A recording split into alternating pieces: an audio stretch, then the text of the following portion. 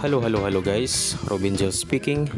Ang video natin ngayon ay ipapakita ko sa inyo kung paano mag-laminate ng smooth film para hindi maglukot-lukot. Ito na yon, na-print na natin. Ito yung gagamitin nating pang-laminate. Ang pangalan niya ay QUAP Laminating Film. Masyado siyang manipis guys. Kailangan yung timpla lang ng degree ng laminator natin ay nasa mga 120 to 140 degree Celsius. Pero ang paraan ng pag laminate ko ay ipapalaman ko siya sa folder. So ang mangyayari, dahil makapal, dadagdagan natin yung degree Celsius nya. Instead na 140 degree Celsius, gagawin ko siyang 160 degree Celsius. Ngayon gagawin na natin kung paano ko ilalagay sa folder. Bali, gigitna natin yung picture at saka yung film, ipapalaman natin sa loob ng folder, tapos saka ilalagay sa laminator. Ayan, ganito guys. Make sure lang na naka-flat lahat, walang natutupi, pati yung likod. Yan. Dahan-dahan lang guys kasi masyadong manipis itong film na to. Pero ang ganda ng kinalalabasan nito guys, mas maganda pa to sa Phototap. Yan. Tapos takpan natin. Ayan, ilalaminate na natin to guys. Dahan-dahan lang, baka magalaw yung loob.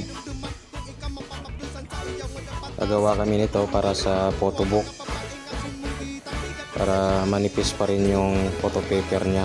Kasi yung mga Phototap makapal kasi yun eh. Kaya itong smooth film na to, manipis lang talaga, parang wala kang nilagay. Pero yung quality nya glossy, sobrang glossy. Yan na guys, yung ano natin, timpla 160 degrees kasi nga makapal yung folder para maluto siya. Baka hindi maluto pag susundin natin yung nasa instruction na 140 degrees Celsius. Ang ginawa ko, pinataasan ko pa.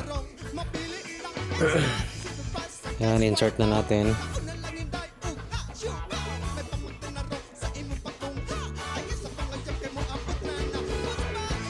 Ayan, ngayon i-check natin kung luto ba siya. Ayan, luto na siya. Pero i-make sure ko pa rin, baka yung bandang taas hindi masyadong luto. Kaya ilalaminate ko pa ng isang beses. Tapos balik ta rin yung kabila naman ng maiinitan. Ito na guys, check natin. Yan na guys, lutong-luto na siya.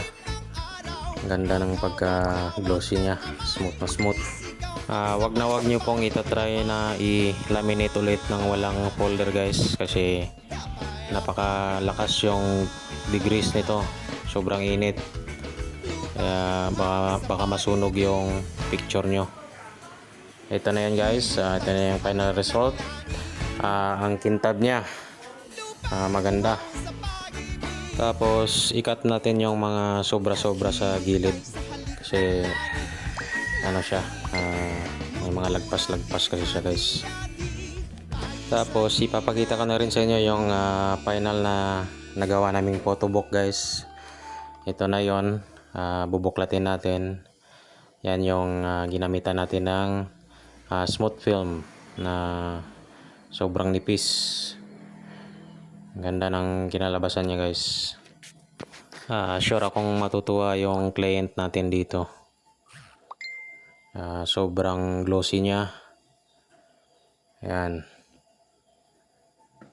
Ginawa namin ay 10 pages pero maraming picture sa isang page. Ayan. Hanggang dito lang tayo guys. Thank you for watching. Pag may mga katanungan kayo, comment lang kayo. At huwag natin kalimutang i-subscribe ang YouTube channel ko, Robin Gels. Thank you so much.